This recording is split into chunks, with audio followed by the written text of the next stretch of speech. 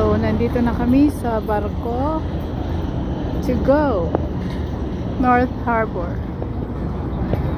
There, sinunong lang.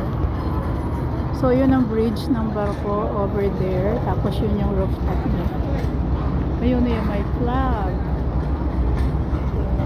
So, ito yung daming tao nandito. Nandito kami sa taas. Ito yung baba ng pier. There. Nandito kami.